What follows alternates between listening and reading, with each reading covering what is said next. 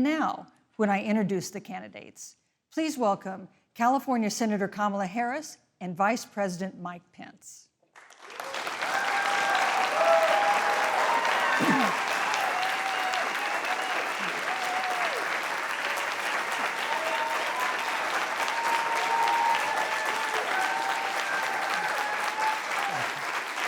Thank you.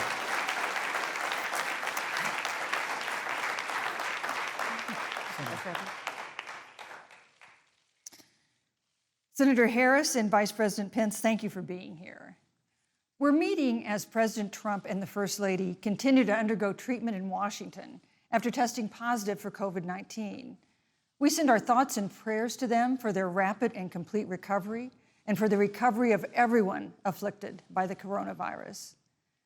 The two campaigns and the Commission on Presidential Debates have agreed to the ground rules for tonight.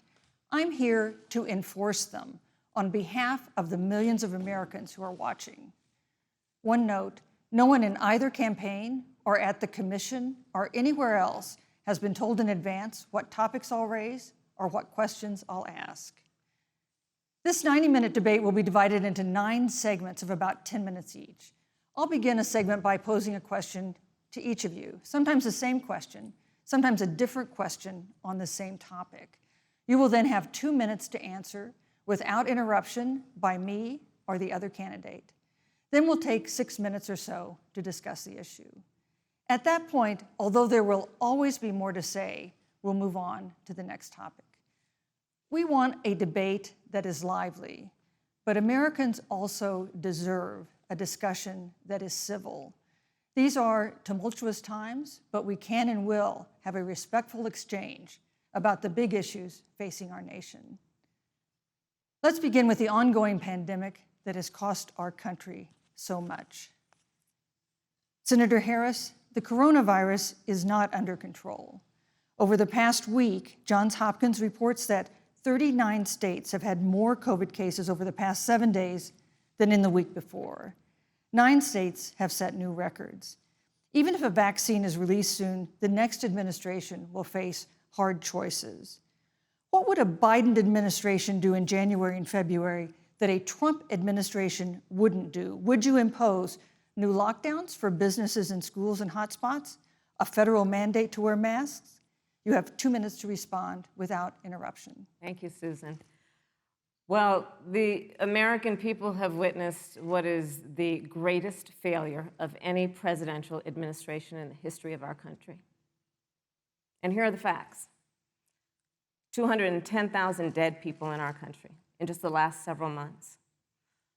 Over 7 million people who have contracted this disease. 1 in 5 businesses closed. We're looking at frontline workers who have been treated like sacrificial workers. We are looking at over 30 million people who in the last several months had to file for unemployment. And here's the thing.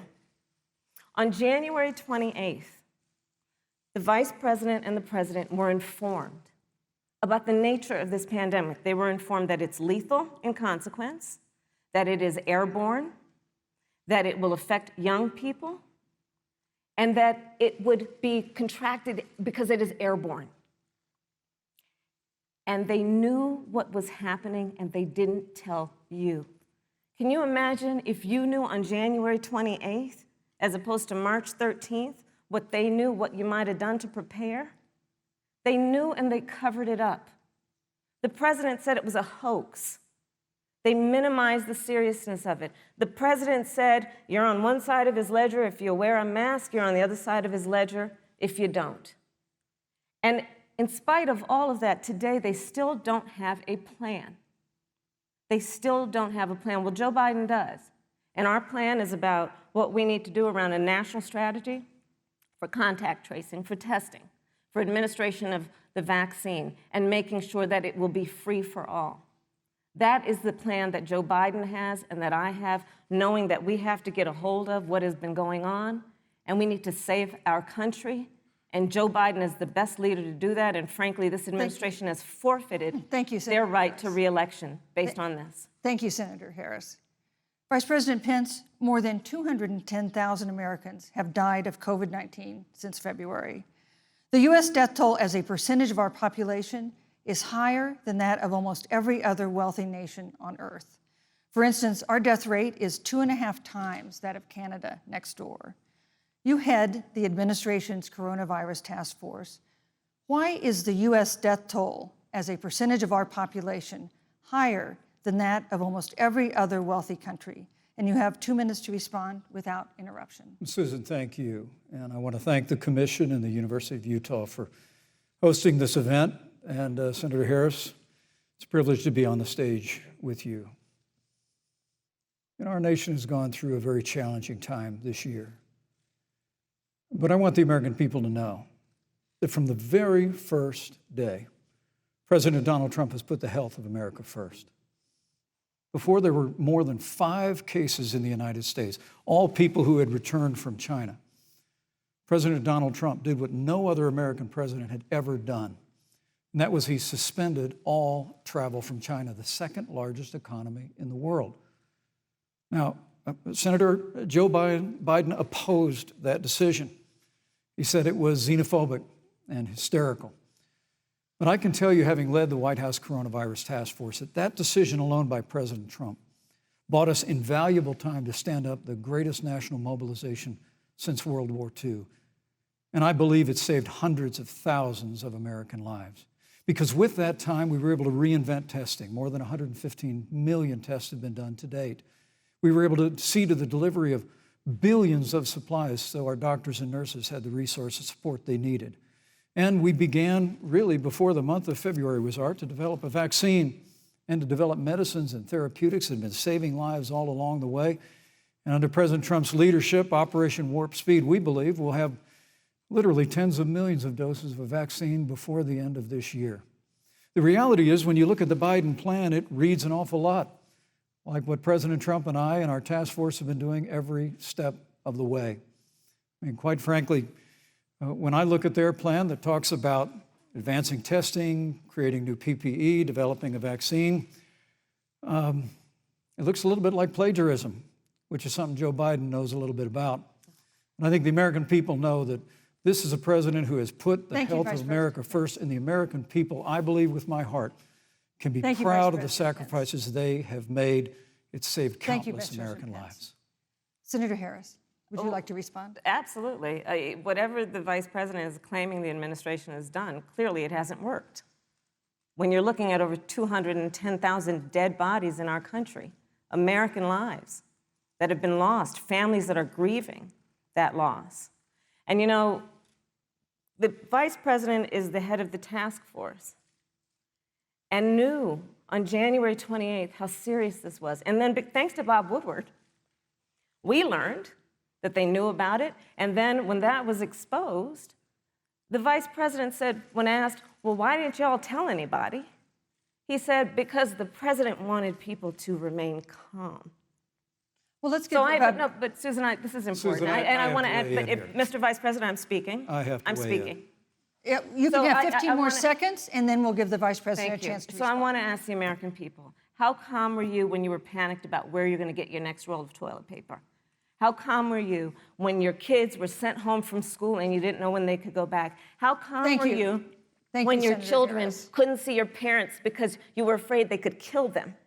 Let's give Vice President Pence a chance to respond. Vice President Pence, you have 1 minute to respond. You know, there's not a day gone by that I haven't thought of every American family that's lost a loved one. And I want all of you to know that you'll always be in our hearts and in our prayers. But when you say what the American people have done over these last 8 months hasn't worked, that's a great disservice to the sacrifices the American people have made.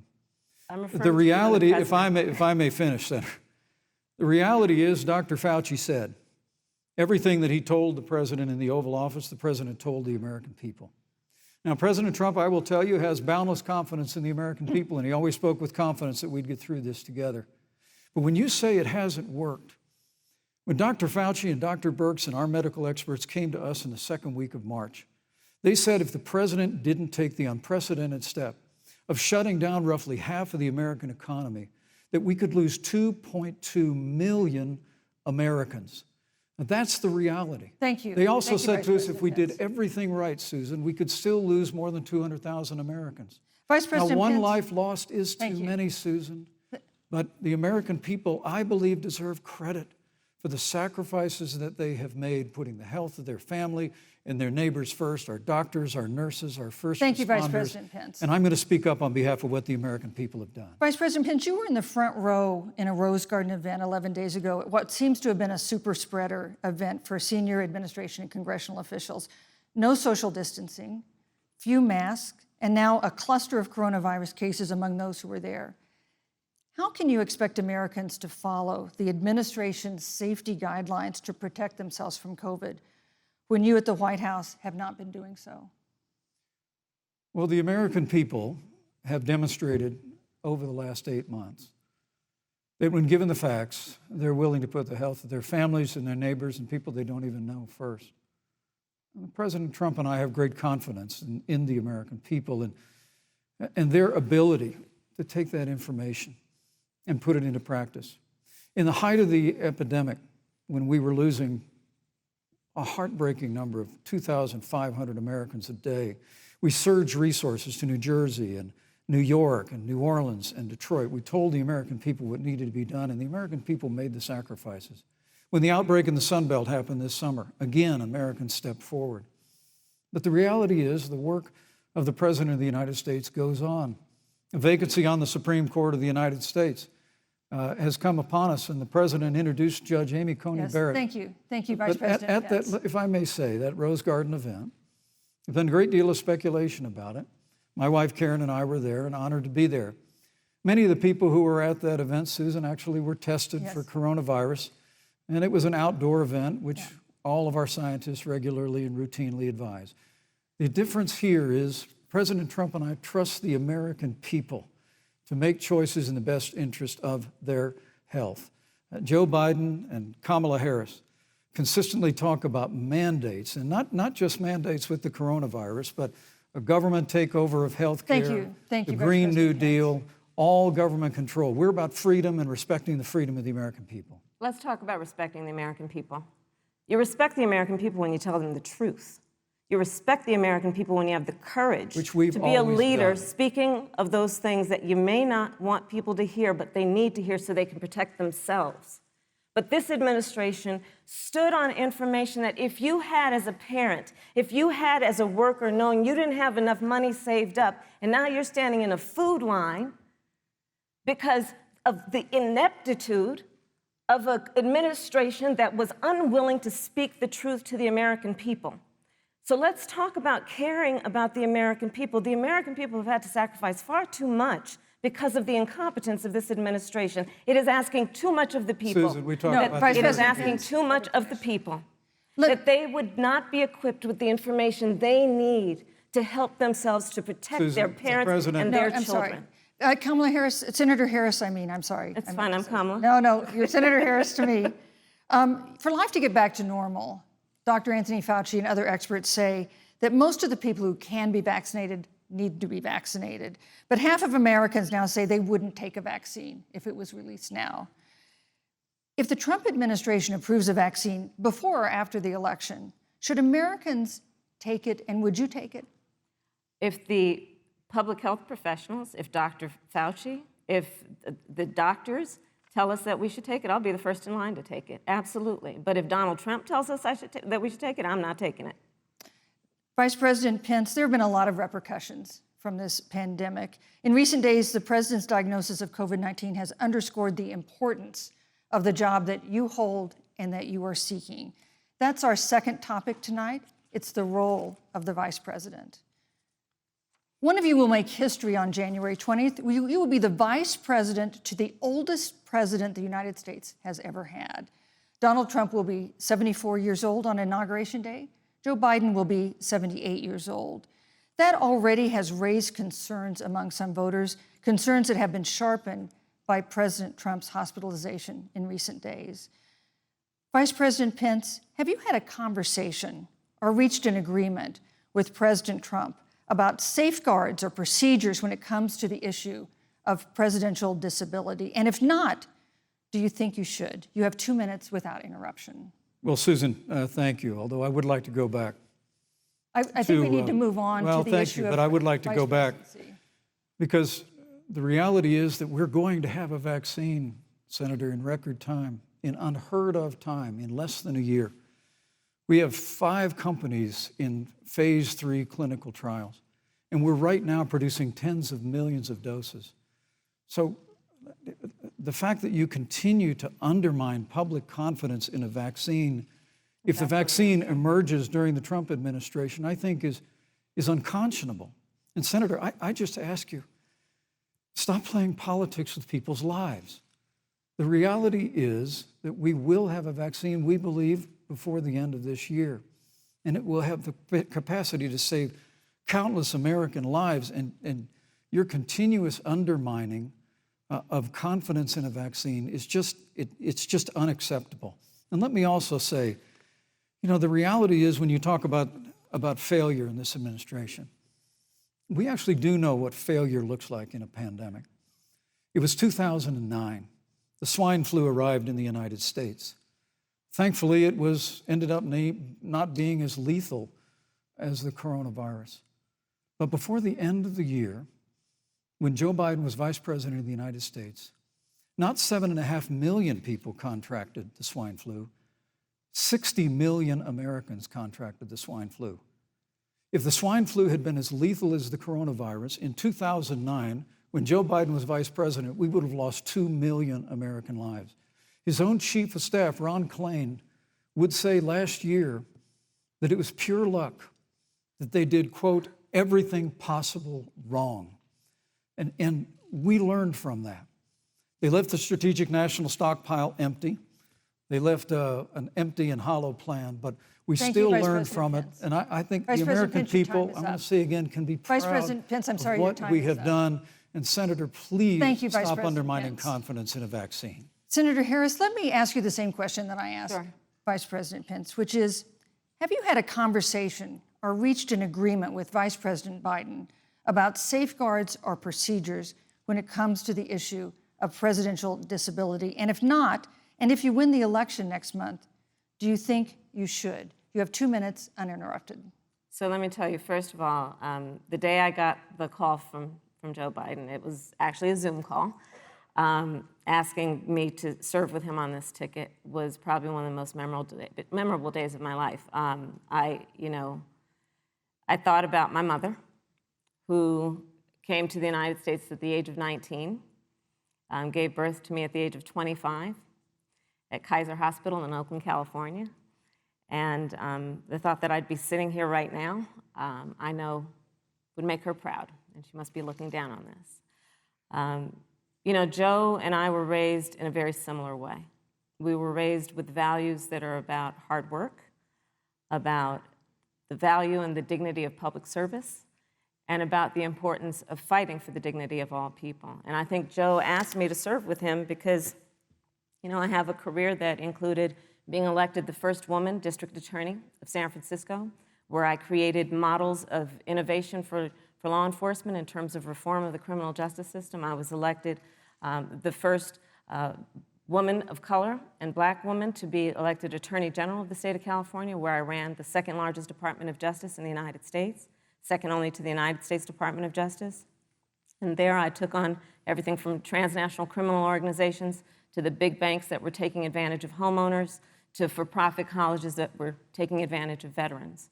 And then, of course, now I serve in the United States Senate as only the second black woman ever elected to the United States Senate. I serve on the Senate Intelligence Committee, where I've been in regular receipt of classified information about threats to our nation and hotspots around the world. I've traveled the world. I've met with our soldiers in war zones. And I think Joe has asked me to serve with him because he knows that we share a purpose which is about lifting up the American people. And after the 4 years that we have seen of Donald Trump unifying our country around our common values and principles. Thank you, Senator Harris. Neither President Trump nor Vice President Biden has released a sort of detailed health information that had become the modern norm until the 2016 election. And in recent days, President Trump's doctors have given misleading answers or refused to answer basic questions about his health. And my question to each of you in turn is this information voters deserve to know? Vice President Pence, would you like to go first? Well, Susan, thank you. And let me say, on behalf of the President and the First Lady, how moved we've all been by the outpouring of prayers and concern for the President. And I do believe it's emblematic of the prayers and the concern that have ushered forth for every American impacted by the coronavirus. But the care the President received at Walter Reed Hospital, the White House doctors, was exceptional. And the transparency that they practiced all along the way will continue. The American people have a right to know about the health and well-being of their president, and will continue to do that. But I'm just extremely grateful and was more than a little moved by the broad and bipartisan support. And Senator, I want to thank you and Joe Biden for your expressions, genuine concern. And I also want to congratulate you, as I did on that phone call, on the historic nature of your nomination. Thank you. I never expected to be on this stage 4 years ago, so I know the feeling. But the reality is we've got an election before the American people in the midst of this challenging year. And the stakes have never been higher, but I think the choice has never been clearer. I want to give Senator Harris a chance to respond to the same question I asked, which is, do voters have a right to know more detailed health information about presidential candidates and especially about presidents, especially when they're facing some kind of challenge? Absolutely, and that's why Joe Biden has been so incredibly transparent, and certainly by contrast, the president has not, both in terms of health records, but also let's look at taxes. We now know, because of great investigative journalism, that Donald Trump paid $750 in taxes. When I first heard about it, I literally said, "You mean $750,000? And it was like, no, $750. We now know Donald Trump owes and is in debt for $400 million. And just so everyone is clear, when we say in debt, it means you owe money to somebody. And it'd be really good to know who the President of the United States, the Commander-in-Chief, owes money to, because the American people have a right to know what is influencing the President's decisions. And is he making those decisions on the best interest of the American people, of you, or self-interest? So, Susan, I'm glad you asked about transparency, because it has to be across the board. Joe has been incredibly transparent over many, many years. The one thing we all know about Joe, he puts it all out there. He is honest, he is forthright. But Donald Trump, on the other hand, has been about covering up everything. Thank you, Senator Harris. I want to give you a chance to respond, Vice President. Well, look, I respect the fact that Joe Biden spent 47 years in public life. I respect your public service as well. Thank you. But the American people have a president who's a businessman, he's a job creator, who's paid tens of millions of dollars in taxes, payroll taxes, property taxes. He's created tens of thousands of American jobs. And the president said those public reports are not accurate. And the president's also released literally stacks of financial disclosures the American people can review just as the law allows. But the distinction here is that Joe Biden, 47 years in public service, compared to President Donald Trump, who brought all of that experience 4 years ago. Thank you, Vice and President. turned this economy around by cutting taxes, rolling back regulation, unleashing American energy, fighting for free and fair trade, and all of that's on the line if Joe Biden and Kamala Harris. You know, that's a good segue into our third topic, which is about the economy. This has been another aspect of life for Americans that's been so affected by this coronavirus. We have a jobs crisis brewing. On Friday, we learned that the unemployment rate had declined to 7.9% in September, but the job growth had stalled, and that was before the latest round of layoffs and furloughs in the airline industry at Disney and elsewhere. Hundreds of thousands of discouraged workers have stopped looking for work. Nearly 11 million jobs that existed at the beginning of the year haven't been replaced. Those hardest hit include Latinos, Blacks, and women. Senator Harris, the Biden-Harris campaign has proposed new programs to boost the economy, and you would pay for that new spending by raising $4 trillion in taxes on wealthy individuals and corporations. Some economists warn that could curb entrepreneurial ventures that fuel growth and create jobs. Would raising taxes put the recovery at risk, and you have 2 minutes to answer uninterrupted. Thank you. On the issue of the economy, I think there couldn't be a more fundamental difference between Donald Trump and Joe Biden. Joe Biden believes you measure the health and the strength of America's economy based on the health and the strength of the American worker and the American family. On the other hand, you have Donald Trump, who measures the strength of the economy based on how rich people are doing, which is why he passed a tax bill benefiting the top 1% and the biggest corporations of America, leading to a $2 trillion deficit that the American people are going to have to pay for.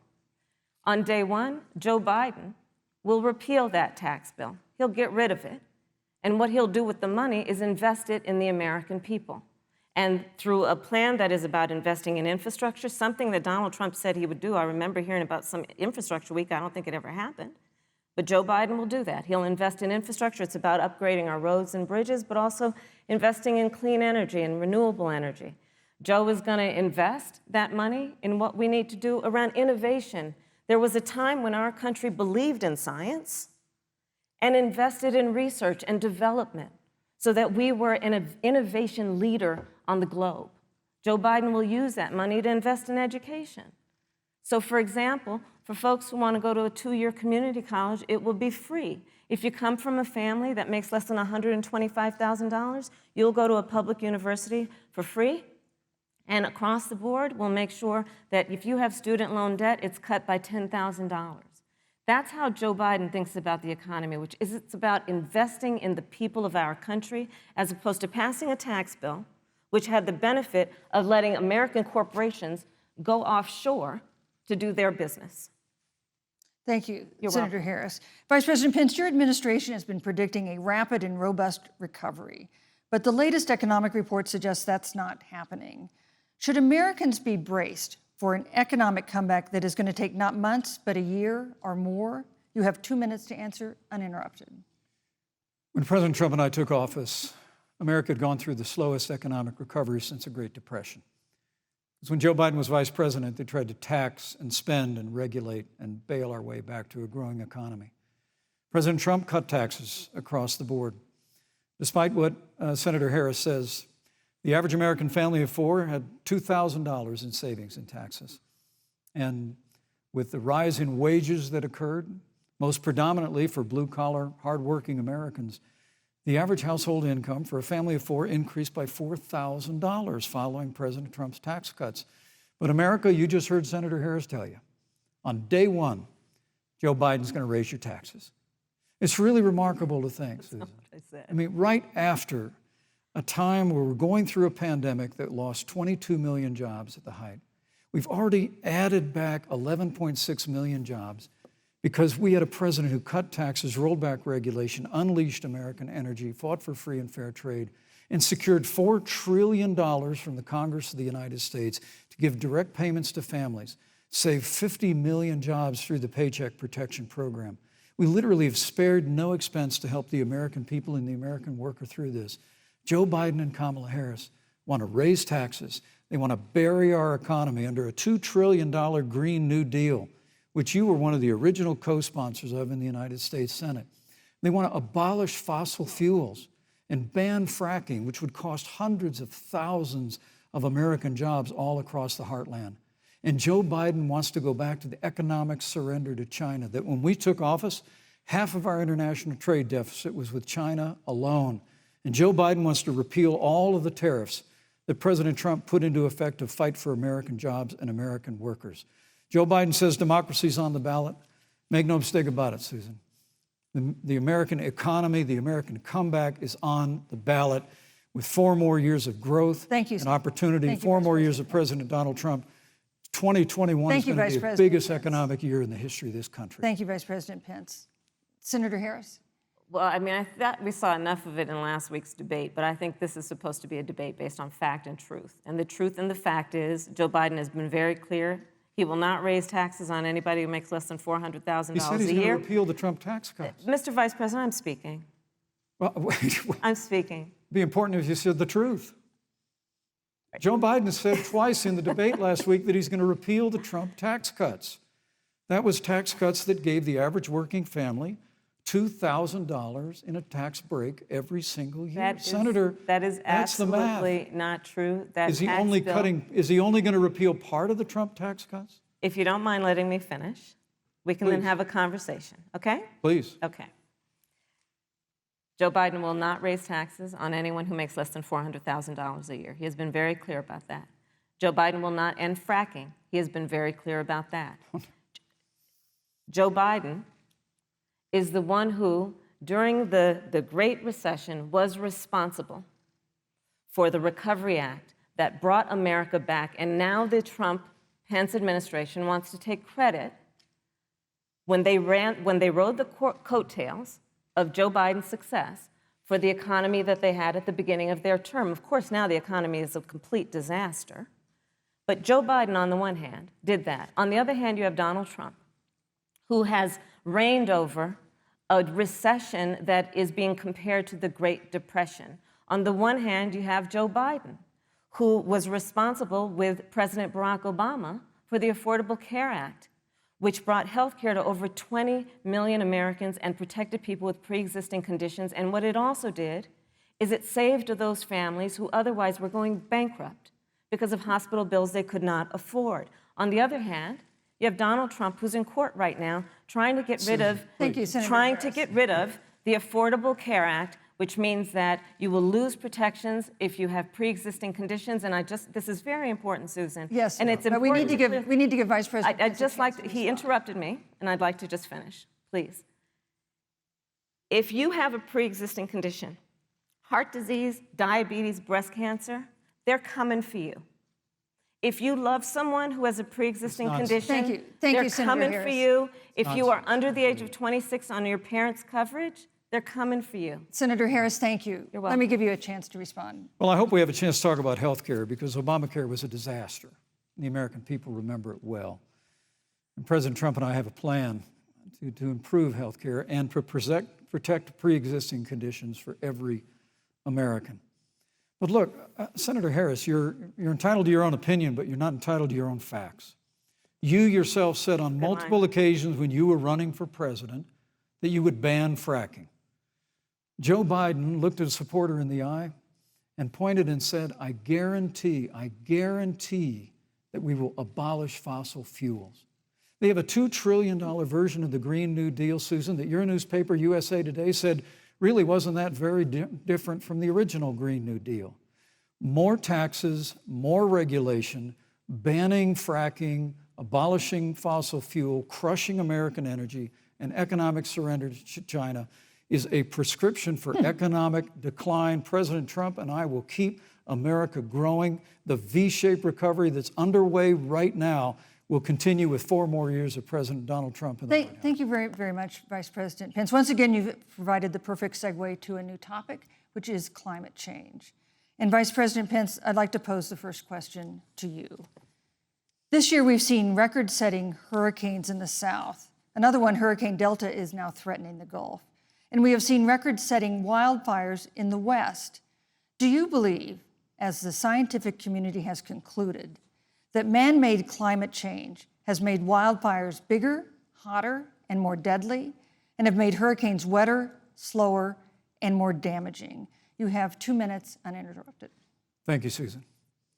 Well, first, I'm very proud of our record on the environment and on conservation.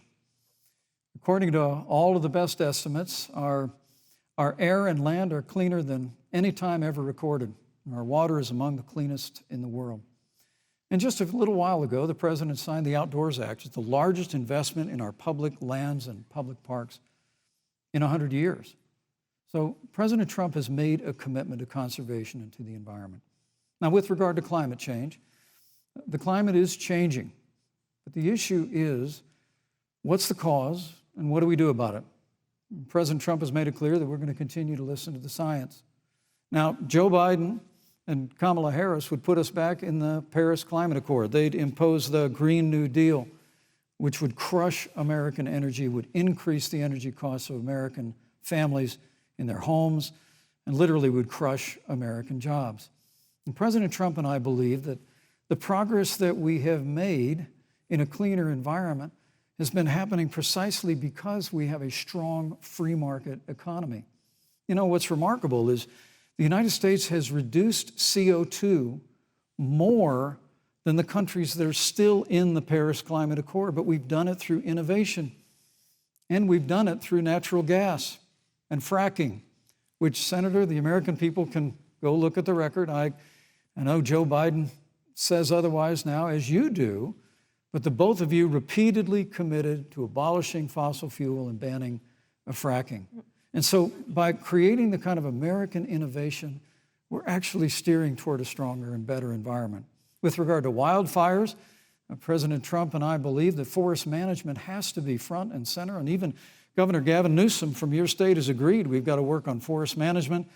And with regard to hurricanes, the National Oceanic Administration tells us that actually as difficult as they are, Thank you, Vice President. there are no more hurricanes today than there were 100 years ago. Thank you. But many of the climate alarmists Pence, use I'm sorry, your time hurricanes is up. and wildfires to try and Thank sell you, their Vice bill of President goods of a Pence. Green New Deal. And President Trump and I are going to always put Thank you, American Vice jobs and President American Pence. workers first. Senator Harris, as the Vice President mentioned, you co-sponsored the Green New Deal in Congress. But Vice President Biden said in last week's debate that he does not support the Green New Deal. But if you look at the Biden-Harris campaign website, it describes the Green New Deal as a crucial framework. What exactly would be the stance of a Biden-Harris administration toward the Green New Deal? You have 2 minutes uninterrupted. Sure. So first of all, I will repeat, and the American people know, that Joe Biden will not ban fracking. That is a fact. That is a fact. I will repeat that Joe Biden has been very clear that he thinks about growing jobs, which is why he will not increase taxes for anyone who makes less than $400,000 a year. Joe Biden's economic plan, Moody's, which is a reputable Wall Street firm, has said will create 7 million more jobs than Donald Trump's. And part of those jobs that will be created by Joe Biden are going to be about clean energy and renewable energy. Because you see, Joe understands that the west coast of our country is burning, including my home state of California. Joe sees what is happening on the Gulf states, which are being battered by storms. Joe has seen and talked with the farmers in Iowa, whose entire crops have been destroyed because of floods.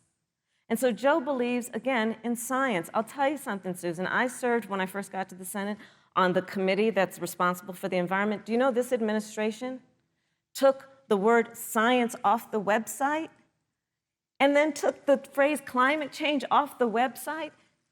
We have seen a pattern with this administration, which is they don't believe in science. And Joe's plan is about saying we're going to deal with it, but we're also going to create jobs. Donald Trump, when asked about the wildfires in California, and the question was, the science is telling us this, you know what Donald Trump said? Science doesn't know. So let's talk about who is prepared to lead our country over the course of the next 4 years on what is an existential threat to us as human beings. Joe is about saying we're going to invest that in renewable energy. It's going to be about the creation of millions of jobs. We will achieve net zero emissions by 2050, carbon neutral by 2035. Joe has a plan. This has been a lot of talk from the Trump administration, and really it has been to go backward instead of forward. We will also re-enter the climate agreement with pride. Senator Harris just said that climate change is an existential threat.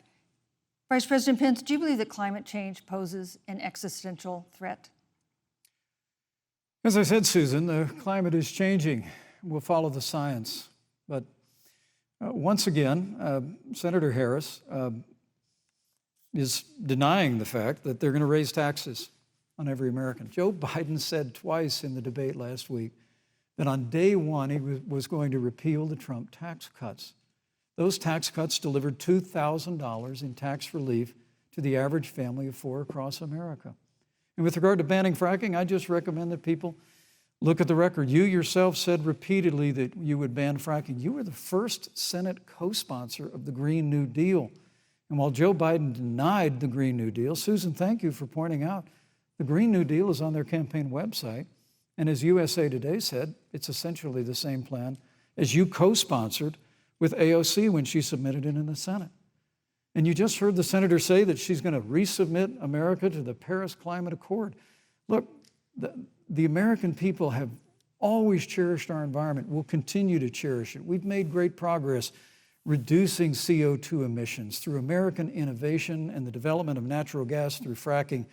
We don't need a massive $2 trillion Green New Deal that would impose all new mandates on American businesses and American families. Thank you. Joe Biden wants us to retrofit 4 million American business buildings. It makes no sense. It will cost jobs. President Trump is going to put America first. He's going to put jobs first, and we're going to take care of our environment and follow the science. Thank you, But, on the issue of jobs, Senator Harris. let's talk about that. The vice president earlier referred to, as part of what he thinks is an accomplishment, the president's trade war with China. You lost that trade war. You lost it. What ended up happening is because of a so-called trade war with China, America lost 300,000 manufacturing jobs. Farmers have experienced bankruptcy because of it. We are in a manufacturing recession because of it. And when we look at where this administration has been, there are estimates that by the end of the term of this administration, they will have lost more jobs than almost any other presidential administration. And the American people know what I'm talking about. You know, I think about 20-year-olds. You know, we have a 20-year-old, a 20-something-year-old, who are coming out of high school and college right now, and you're wondering, is there going to be a job there for me? We're looking at people who are trying to figure out how they're going to pay rent by the end of the month. Almost half of American renters are worried about whether they're going to be able to pay rent by the end of the month. This is where the economy is in America right now, and it is because of the catastrophe and the failure of leadership of this administration. Thank you, Senator Harris. Vice President Pence, let me give you just 15 seconds to respond, because then I want to move on to Well, I'd love to respond. Look, lost the trade war with China. Joe Biden never fought it. Joe Biden has been a cheerleader for communist China through over the last several decades. And again, Senator Harris, you're entitled to your opinion. You're not entitled to your own facts. When Joe Biden was vice president, we lost 200,000 manufacturing jobs, and President Obama said they were never coming back. He said we needed a magic wand to bring them back. In our first 3 years after we cut taxes, rolled back regulation, unleashed American energy, this administration saw 500,000 manufacturing jobs created. And that's exactly the kind of growth we're going to continue to see as we bring our nation through this pandemic. But a Green New Deal, your massive new mandates, your Paris Climate Accord, it's going to kill jobs this time, just like it killed jobs. I just need to respond very briefly. 15 seconds, and then we'll move on. Thank you. Joe Biden is responsible for saving America's auto industry, and you voted against it. So let's set the record straight. Thank you. I'd like to talk about China. We have, as our next topic, we have no more complicated or consequential foreign relationship than the one with China. It is a huge market for American agricultural goods. It's a potential partner in dealing with climate change in North Korea. And in a video tonight, President Trump again blamed it for the coronavirus, saying China will pay. Vice President Pence, how would you describe our fundamental relationship with China? Competitors, adversaries, enemies? You have 2 minutes. Thank you, Susan. Well, before I leave that, let me speak to voting records if I can. You know, everybody knows that NAFTA cost literally thousands of American factories to close. We saw automotive jobs go south of the border. President Trump fought to renegotiate NAFTA. And the United States-Mexico-Canada agreement is now the law of the land. American people deserve to know Senator Kamala Harris was one of only 10 members of the Senate to vote against the USMCA. It was a huge win for American auto workers. It was a huge win for American farmers, especially dairy in the upper Midwest.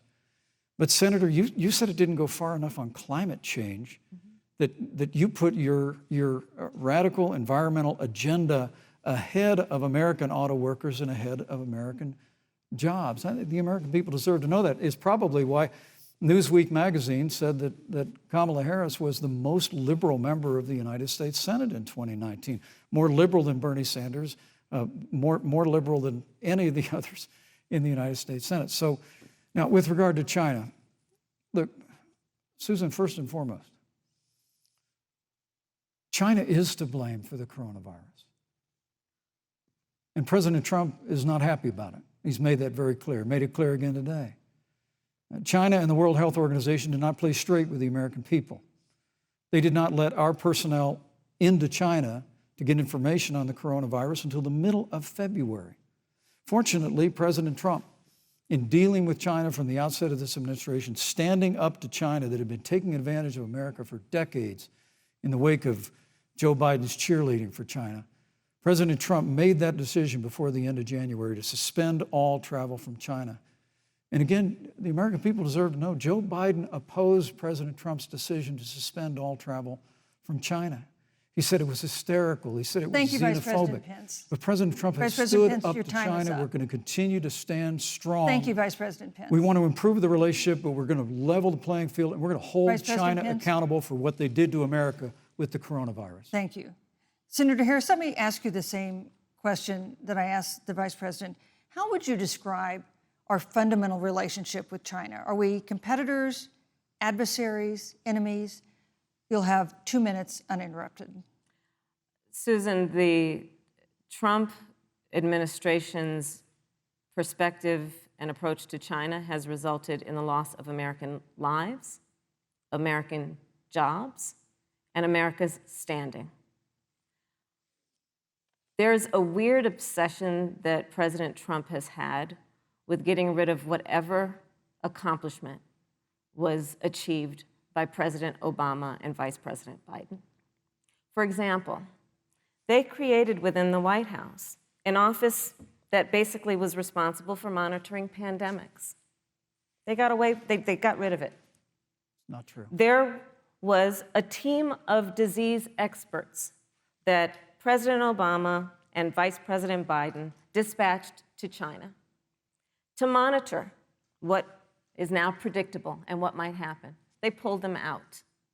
We now are looking at 210,000 Americans who have lost their lives.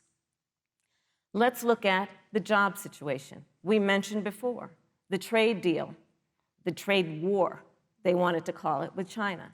It resulted in the loss of over 300 manufacturing jobs and a manufacturing recession, and the American consumer paying thousands of dollars more for goods because of that failed war that they called it. Then let's talk about standing. Pew, a reputable research firm, has done an analysis that shows that leaders of all of our formerly allied countries have now decided that they hold in greater esteem and respect Xi Jinping, the head of the Chinese Communist Party, than they do Donald Trump, the President of the United States, the Commander-in-Chief of the United States. This is where we are today because of a failure of leadership by this administration. Senator Harris, we've seen changes in the role of the United States in terms of global leadership over the past 4 years. And of course, times do change. What's your definition? We've seen strains with China, of course, as the Vice President mentioned. We've seen strains with our traditional allies in NATO and elsewhere. What is your definition of the role of American leadership in 2020? So, you know, I love talking with Joe about a lot of these issues. And, you know, Joe, I think he said it quite well. He says, you know, foreign policy, it might sound complicated, but really it's relationships. So just think about it as relationships. And so we know this in our personal and professional relationships. You got to keep your word to your friends. Got to be loyal to your friends. People who've stood with you, got to stand with them. You got to know who your adversaries are and keep them in check. But what we have seen with Donald Trump is that he has betrayed our friends and embraced dictators around the world. Let's take, for example, Russia. So, I serve on the Intelligence Committee of the United States Senate. America's intelligence community told us Russia interfered in the election of the President of the United States in 2016 and is playing in 2020. Christopher Wray, the director of the FBI said the same. But Donald Trump, the commander-in-chief of the United States of America, prefers to take the word of Vladimir Putin over the word of the American intelligence community. You look at our friends at NATO. He has walked away from agreements. You can look at the Iran nuclear deal, which now has put us in a position where we are less safe because they are building up what might end up being a significant nuclear arsenal.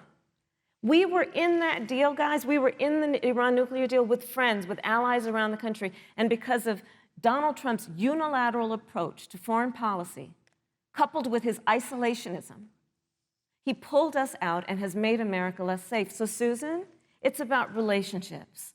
And the thing that has always been part of the strength of our nation, in addition to our great military, has been that we keep our word. But Donald Trump doesn't understand that because he doesn't understand what it means to be honest. Thank you, Senator Harris. Vice President Pence, let me give you a chance to respond. Well, thank you. Well, President Trump kept his word when we moved the American embassy to Jerusalem, the capital of the state of Israel. When Joe Biden was vice president, they promised to do that, and they never did. We've stood strong with our allies, but we've been demanding.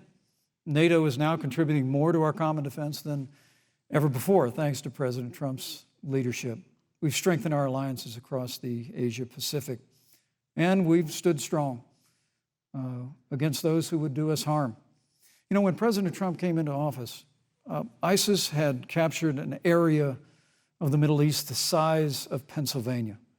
But President Trump unleashed the American military, and our armed forces destroyed the ISIS caliphate and took down their leader, al-Baghdadi, without one American casualty. Al-Baghdadi was responsible for the death of thousands.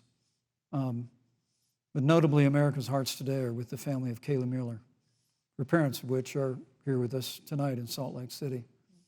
Today, 2 of the ISIS killers responsible for Kayla Mueller's murder were brought to justice in the United States.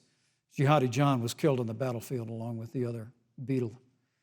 The reality is that when Joe Biden was vice president, we had an opportunity to save Kayla Mueller. It breaks my heart to reflect on it, but the military came into the Oval Office, presented a plan. They said they knew where Kayla was. Baghdadi had held her for 18 months, abused her mercilessly before they killed her. But when Joe Biden was vice president, they hesitated for a month. And when armed forces finally went in, it was clear she'd been moved 2 days earlier. And her family says with a heart that broke the heart of every American that if President Donald Trump had been president, they believe Kayla would be alive today. Thank you, Vice Look, President. we destroyed the ISIS caliphate.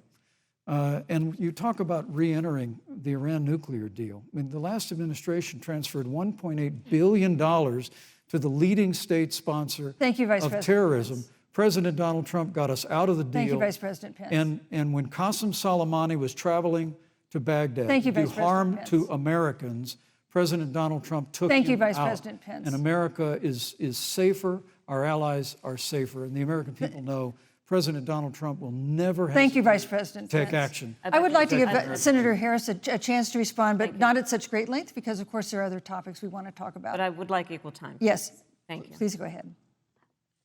First of all, to the Mueller family, I know about your daughter's case, and I'm so sorry. I'm so sorry.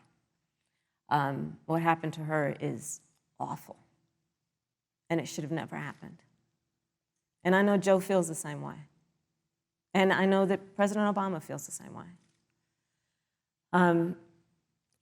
But you mentioned Soleimani. Let's start there. So after the strike on Soleimani, there was a counter strike on our troops in Iraq. And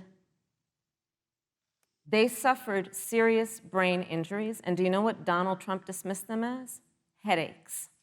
And this is about a pattern of Donald Trump's, where he has referred to our men who are serving in our military as suckers and losers.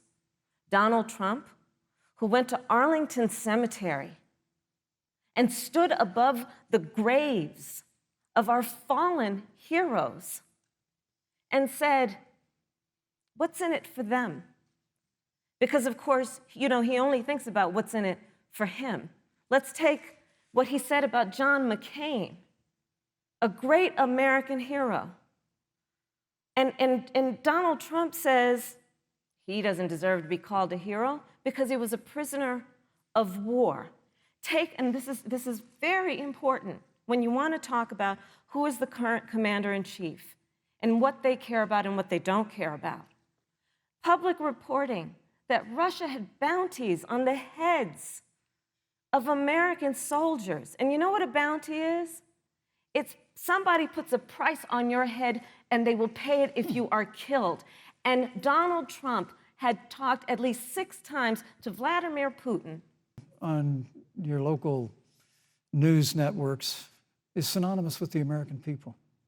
You know, I look at the relationship between Justice Ruth Bader Ginsburg, the late justice who we just lost from the Supreme Court, and the late Justice Antonin Scalia. They were on polar opposites on the Supreme Court of the United States, one very liberal, one very conservative. But what's been learned since her passing was the two of them and their families were the very closest of friends. I mean, here in America, we can disagree. We can debate vigorously, as Senator Harris and I have on this stage tonight. But when the debate is over, we come together as Americans.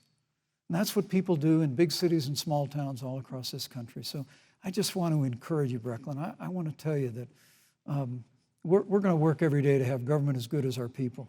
And the American people each and every day love a good debate. We love a good argument. But we always come together and are always there for one another. Thank you, in Vice times of President. need. And we've especially learned that Thank you, through Mr. the Vice President. difficulties of this year. Senator Harris, what would you say to Brecklin? First of all, I love hearing from our young leaders. And when I hear her words, when I hear your words, Brecklin, I know our future is bright because it is that perspective on who we are and who we should be.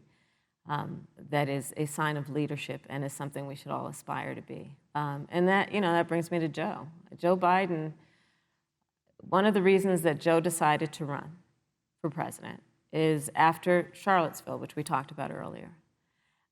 It so troubled him and upset him like it did all of us, that there was that kind of hate and division. What propelled Joe to run for president was to see that over the course of the last 4 years, what Brecklin described has been happening. Joe has a long-standing reputation of working across the aisle and working in a bipartisan way. And that's what he's going to do as president. Joe Biden has a history of lifting people up and fighting for their dignity.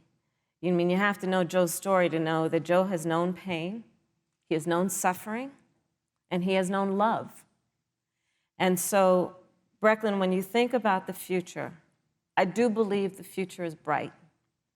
And it will be because of your leadership, and it will be because we fight for each person's voice through their vote, and we get engaged in this election because you have the ability through your work and through, eventually, your vote Thank you, to Senator determine Harris. the future of our country and what its leadership looks like. Thank you, Senator Harris. Thank you, Vice President Pence. Thank you so much for being with us tonight.